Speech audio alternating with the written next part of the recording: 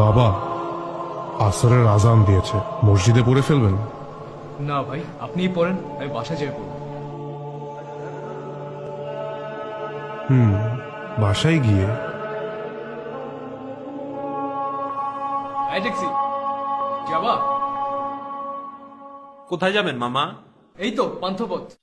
হ্যাঁ যাবো, মিটার থেকে 20 টাকা বাড়ায় দিন। হ্যাঁ হ্যাঁ, চলো চলো।